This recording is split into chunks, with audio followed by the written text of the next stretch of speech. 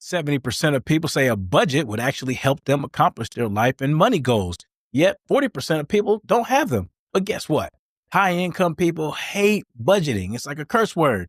But today, we're going to tell you how you can ditch budgeting and adopt spending plans, in particular, reverse budgeting, to help you align your life and money and your lifestyle. Let's chop.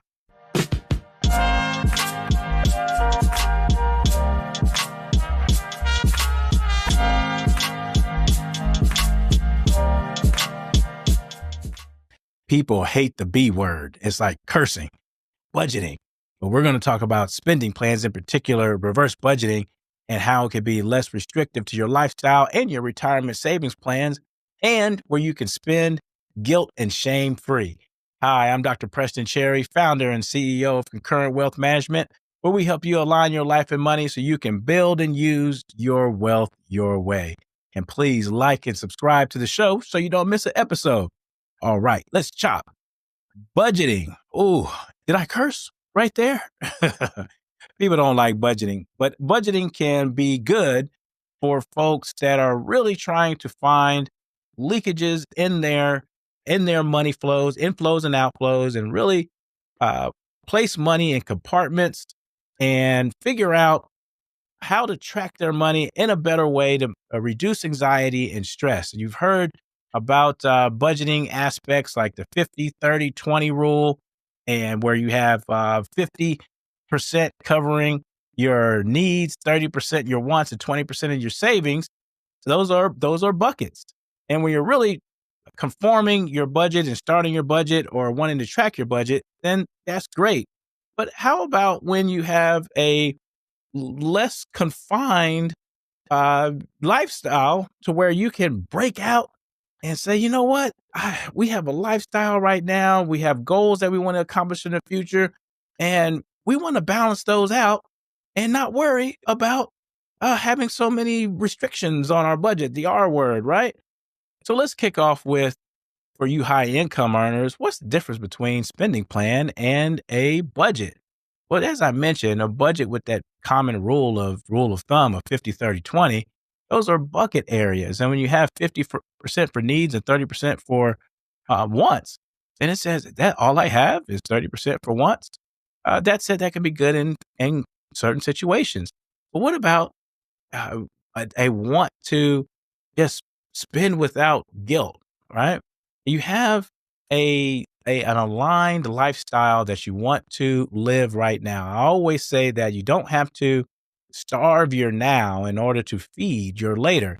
That is deprivation. And deprivation means starving yourself, and you're more than likely not to stay committed to a financial plan when you feel that you're giving up so much now in order to feed your future self, right?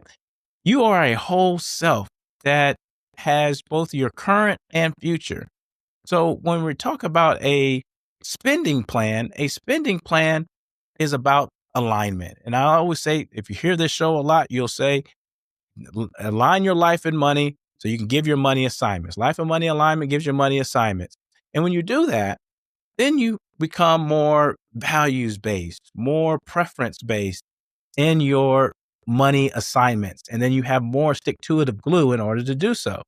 So a spending plan allows you to spend without second-guessing yourself once you start from the top. You can ditch a budgeting approach and go for something like a spending plan like a reverse budget. And what is a reverse budget? A reverse budget is paying yourself first. And when you pay yourself first, you are saying, well, what is our retirement goal? What is our retirement number? What is our retirement lifestyle? And then when you figure that out, right, then you have a percentage of your gross income that you want to set aside and pay yourself, that's your future self first, right? And fund that. And then whatever is left over, now you can have that for your current self, right? That works. And so that sounds less restrictive as well, doesn't it? So this type of plan gives you more flexibility, It gives you more of a values aligned approach. It allows you to be more intentional with increasing your overall well being, right? Wealth and well being are different, yet they're partners. You figure out what well being domains are important to you, right? Whether it be time with family, the who, what, when, where, and how of well beings, right?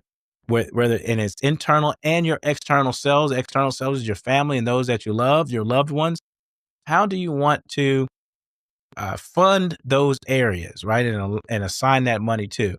So when you spend freely, whether it be vacations, homes, anything in the lifestyle category, or just your values category, what brings you fulfillment and joy and purpose, right? What are those areas that you're going to spend freely in where you don't have to second guess yourself? Well, once you take care of that top line future self funding first, and you're all good for the rest, right? It's that. How do you feel right now? Are you are you less worried? Are you less anxiety? Do you have less guilt? Right? Or what about money shame? You hear so much in our society and from financial advisors, and all your financial guru information is about spending, spending, spending is bad, bad, bad. No, not if you're investing in those areas that that you value most, right? That's going to bring you overall well-being, right? So there's an order of operations to how you go about your spending plan so you can thrive and take care of both selves. Okay. All right. And here's a little bit of review. I couldn't be a doctor without giving you more information, right? There is outlets like CNBC, the Financial Therapy Association, particularly Financial Therapy Association, right, that say that having a spending plan, right, reduces anxiety and worry overall. Because to check it out though, you've taken care of your goals first. You've taken care of that already. So then don't have to double back and say and track everything that goes out. That makes sense, right? Because you've taken care of what you need to take care of first. So you have less worry and anxiety once you have fulfilled those financial goals, those future financial goals that you want to take care of, and shore that up. Now you don't have to go and track every line item and say, I wish I would have done that better. That's guilt. Or I'll have some sort of shame and spending in whatever category, particularly, heaven forbid, if you buy a material item, you have to justify that to folks. You get all that, right? You have lifestyle right now and you have lifestyle later. And lifestyle is a range of aspects that you want to invest in. It's about intentionality and value, right? So so now that we've discussed the baseline of what a good spending plan is and a strategy like reverse budgeting and what that is, well, how do you go about facilitating such a thing, right? Well, it's a 5-step process for us creating your own reverse budget. So let's chop that up. Number one is know your number. You have to know your number. What is that retirement life look like to you? What do you want to do? How long do you want to do it? What's it going to take? So when are you going to retire? How long are you going to be in retirement? What type of funds do you need in order to fund the retirement that you want to have? What is your ideal retirement? Envision that. Be bold about it too, right? And once you have that, then you have a composite number that you can strive to, that you have to fund. It's a number, y'all, right? So once you have that number, then step 2 is you have to automate your finances in order to fund that bucket. All right. Once you have an automation set up, it's not set it and forget it, but it's set it. All right. That you don't have to worry about it in that particular year. And then as life runs its course year over year, adjust that number. You may have to adjust it upwards or downwards according to what life's events are. But over time, on average, that number is going to, you're going to continue to put money into that bucket, right, to meet that goal. And you're going to pay yourself first. That's what that means. Know your number. Come up with an automation strategy in order to fund that number. That way, you don't have to keep digging back into your money month over month or quarter over quarter to see if you're on track. Now, this number is going to be different for different folks because folks have different levels of retirement that they want to achieve. We just did an episode on is $1 million enough? Okay, it could be $3 million, could be 5, could be 10, right? But know your number, and then your savings rate, which is the amount of income that you're saving of your gross income. So what percentage of your gross income are you saving towards your retirement figure? All right. That's going to be 10, 15, 20, 25, 30%, depending on where you are in your savings investing journey. And once you have that number, you set it, and then you have an automated strategy in order to fund it. Okay. Then let's go to number 3. Number 3 is covering your fixed expenses. Now, having your fixed expenses covered, your housing, your cars, your utilities, all your things that must be paid. You've heard this thing called discretionary and non-discretionary if you've been reading up on budgets and spending plans, right? But non-discretionaries is non-negotiable. You can't not have these. You have to have them. These are your fixed expenses. So after you know your number, you funded it, now start paying your fixed expenses. Once these are covered, again, less anxiety, less worry, all taken care of. You probably have automated a lot of these too, right? And figure out how much you're spending on those variable expenses as well, like food and the like, okay? So once this is your needs category, so to speak, but once all your fixed expenses are taken care of, now you're chugging along. Then number 4, you have the fun part, which is guilt and shame-free spending. You've already taken care of your future self. Now it's time because you've paid your future self right off the bat, and now you have your current self to take care of and your fixed expenses, and now you have those discretionary areas to where you can spend, hopefully willy-nilly on your discretionary items. These are your value items, your lifestyle areas, all these domains that require spending without having to doubt yourself, right? And justify to yourself, perhaps to your spouse, to your family, to others. You want to get rid of the shame and the guilt of spending by taking care of both selves at the same time, your current and your future self, where one does not have to suffer on the account of the other. You want your whole self thriving at the same time. That's why when you talk about paying yourself, you're talking about paying your whole self. So step number 4 is now you're taking care of your current self by having a little bit more freedom and flexibility when it comes to your spending plan. And number 5 is reviewing your plan year over year. Now you can not necessarily track every dollar that's going out, but you can say, let's audit our spending. Is our spending aligned with our ideal life, our ideal selves, right? Is it accomplishing what we want it to accomplish? Is there money going to areas that is not doing us any good, right? Is it not bringing us any joy? Are we having money going to areas where it's bringing us worry or just any type of negative emotion that's not aligned with our household values, right? Our ideal self. So also too, having an audit every year and saying, well, this is what our life is. Currently, we may need to make some adjustments, right? Because there are internal environments and then there's external environments that happen across life's course. And you may need to be shifting some money into some areas that manage the moment now so you can keep on managing your future without interrupting. And that is the 5th step, is to keep reviewing it through life's course in order to smooth out that worrying anxiety and amplify, right, those values and lifestyle preferences approach to your intentional spending on how you want to live, right? Very important there. Lastly, how does this help your financial plan? I've alluded to this a little bit throughout this podcast. which is when you have a financial plan, right? You have to stick, you have to have some level of stick to itiveness. Are you going to stick to it?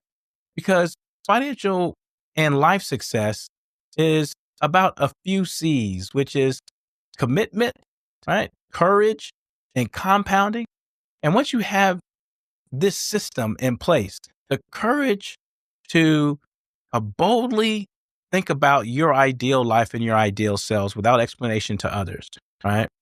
Once you think about that and and envision yourself now and in the future, then that takes a lot of courage because you don't want to have any justification to others. Then number two, you commit to what is necessary in order to balance out, thrive now, thrive later. And then you can compound the results and the outcome. Okay. And one of the ways you can do that is to nurture your whole self and have that stick to itiveness.